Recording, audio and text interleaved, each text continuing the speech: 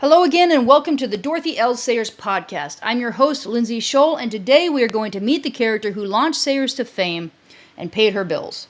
We are going to meet Lord Peter. I realize that doing a podcast focused on Lord Peter in episode 8, season 3 of a Dorothy L. Sayers podcast is a bit ridiculous. It's like not talking about Sherlock Holmes when you have a show on Conan Doyle, or Lord of the Rings when you have a show on Tolkien. Yes and no. It's closer to waiting to talk about Aslan on a C.S. Lewis podcast, or the Pietà for Michelangelo. Aslan and the Pietà are just one of those artists' great works. Representative and awesome, yes, but not all-encompassing. On the other hand, Lord Peter is the reason most people know about Sayers. I probably would have gotten a lot more clicks if I had done a talk on Murder Must Advertise or The Nine Tailors in Season 1. What's done is done. I started with what I was most excited about, and I can take some comfort that I was following Sayers' advice to C.S. Lewis when she said a writer must come galloping out, shouting, "Look here, look what I found, come and have a bit of it. It's grand, you'll love it, I can't keep it to myself, and anywho, I want to know what you think of it." All of the previous episodes on this podcast have been based, selfishly, on my interests at the moment, which have included several of Sayers' creations that were not Peter Wimsey. But Peter won't be ignored forever, nor should he be. He's done nothing to deserve callous treatment, and I'm excited to talk about him now. As you probably know, he's an English gentleman, the Duke of Denver's younger brother. He was born in 1890 and grew up to become a gifted cricketer, scholar, and connoisseur of food and wine. He was educated at Eton College and then Balliol College, Oxford, where he graduated with a first-class degree in history. Are you picking up a theme? He's highly competent, highly accomplished, but he's also a good guy. During World War I, he hastened to volunteer to serve his country. He was a major in the Rifle Brigade and then an intelligence officer. It was then that he met his invaluable friend and later manservant Mervyn Bunter. Because of his service, Lord Peter is occasionally prone to fits of shell shock. Now, Wimsey is most known for his detective work. I could talk about that, but if you know his name, you probably already read one of the novels or short stories. He is a very good amateur detective who, unlike I cannot say this name for the life of me on this podcast, Hercule Poirot, forgive me. Hercule Poirot, he's always concerned about his dignity, right? He doesn't do anything undignified that I've seen. Maybe you can correct me. But Peter is willing to get himself into some undignified situations to track down the truth of a crime. He is also a tremendous character who grows as a character, which Dr. Janice Brown has pointed out in her book, The Seven Deadly Sins, and you can listen to those interviews with her. He has also been endowed by his creator with tremendous verisimilitude. Let me say that word again. Verisimilitude. The appearance of being true or real. Sayers, a researcher, spared no expense on Peter the character. She gave him a childhood, an extended family, a range of non-criminological interests, and even a genealogy.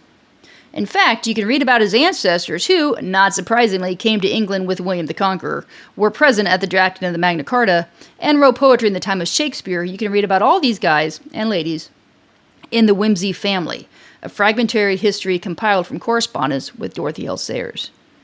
Now, this little book, The Wimsey Family, is an excellent piece of world building. It was written by no less a man than C.W. Scott Giles, whose official title was, get this, Fitzalan, Pursuivant of Arms Extraordinary. This exquisitely long moniker is given by the royal family of England.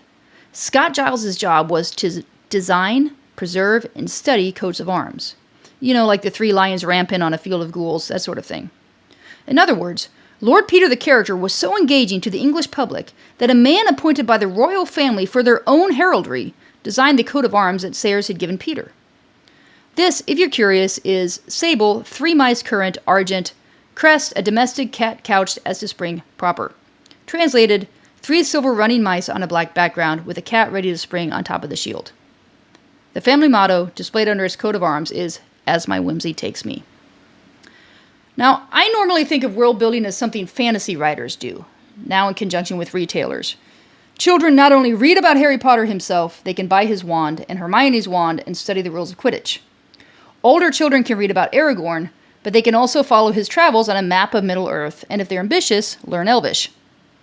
This depth is a compliment to the writer. It means the world she or he creates is rich enough to take on a study of its own. But it's a different world, or at least a different time than ours. And it's usually fantasy or sci-fi or dystopian. I can't think of any work of extensive world building about the author's own place and time. My listeners may be able to, and I actually have a friend who did a class on world building whom I probably should have consulted before I did this podcast, but maybe I'll hear from her afterwards. Anyway, perhaps we don't call what Sayers is doing world building. Yet if she wasn't world building with Peter, I don't know what she was doing, what to call it. Play acting sounds pejorative. Character building doesn't say enough and kind of takes it in a different direction. Because not only does Lord Peter have a history and a coat of arms, he and his family have a voice outside of the detective stories. At the beginning of the war, started in 1939, and these letters that I'm about to talk about started in 1939, and they continued on to 1940, there were these things called the Wimsey Papers, quote, being wartime letters and documents of the Wimsey family. And these were published in England's legitimate news magazine, The Spectator. These letters are just a feast for lovers of the Wimsey family. In them, the Dowager Duchess, Peter's mom, writes to a friend in America. Peter's uncle writes to Peter while Peter is out on a secret mission. Harriet writes to Peter. Miss Clemson writes to Peter. Peter's uncle writes to Harriet. And even a minor character from Murder Must Advertise writes to another minor character from the same book. By the way, several of these letters are incorporated into Jill Patton Walsh's 2002 novel, A Presumption of Death, which I haven't read, but I want to. The world-building part of all this letters, and I don't even know if world-building is the right term here, there's just something else going on. They're responding in real time to what is going on in the war. For example, Paul Delagarty, Peter's uncle, writes to complain about the dangers of the blackout, and he gives sage advice, what he would have had the government say if he could get the government to pay attention to him, about how not to get hit by a car after dark.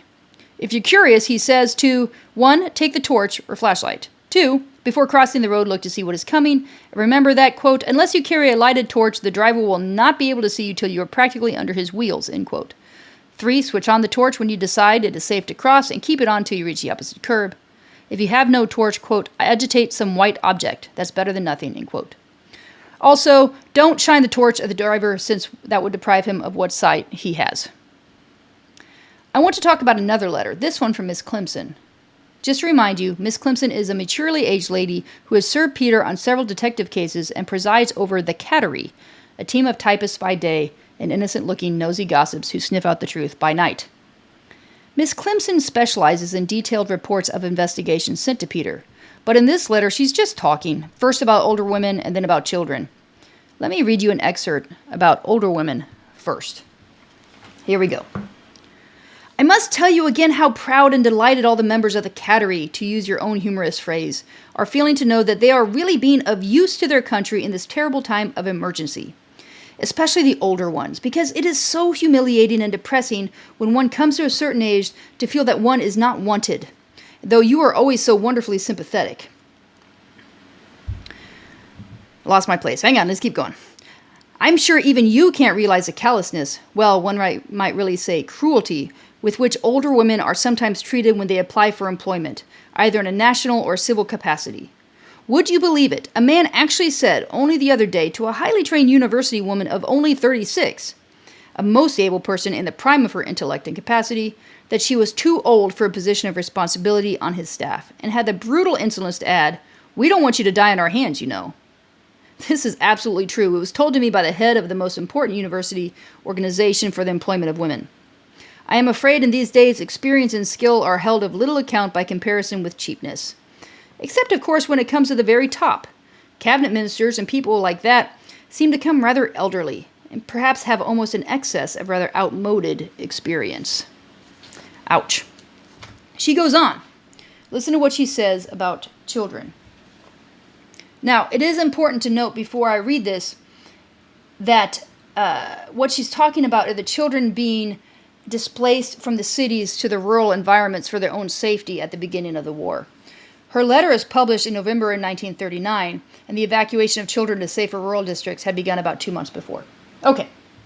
It's rather like the school children. I expect it was necessary to get them out without any books or pencils or anything to the nearest available place, but I do think the government might have helped the subsequent arrangements rather more, and got the schools together and organized the distribution of equipment and things.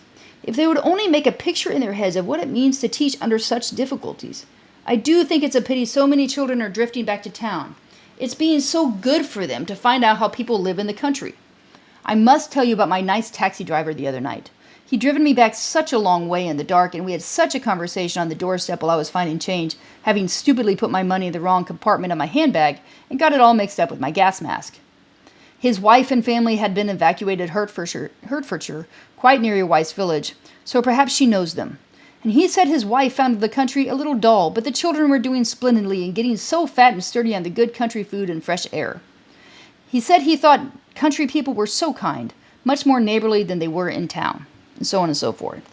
She goes on to tell us more about the cabbie, and all of her discussion is accentuated by italics and all caps, which makes it sound very gossipy. Again, here is Sayers using a fictional character that everybody loves to A, entertain, B, encourage, and C, advise anyone with power who is listening to remember all of these bits of advice. For example, remember what she says about school supplies and older ladies. So she's kind of getting her message out. The Wimsey papers are difficult to find in hardback, but I believe you can get them as an ebook. If you like the Wimsey novels and short stories, I highly recommend them. It's like meeting old friends. But if you haven't read any of that stuff, unless you're really wanting the kind of a commentary on World War II, I think you should read the novels first. Before I close, I want to talk briefly about what Sayers is doing with Peter's genealogy and the letters of his family. Isn't it taking things a little too far, like dressing up for the Renaissance fair and refusing to change into normal clothes after it's all over? I don't think it's like that. Sayers wasn't delusional. She could just as easily talk about Peter as her creation that paid the bills as a real individual with a war service record. It'd be better to say that she managed to get an entire nation, from the Fitzalan pursuivant of arms extraordinary to a buyer at a bookstand, to play a game with her. A game that entertained and educated those who played along. I mean, after all, think about how many children may have been taking classes in heraldry and French and were bored stiff by it. But suddenly, 3 mice current on sable sounds kind of applicable. She also possibly even saved the lives of English pedestrians at night. I wonder if this could ever happen again.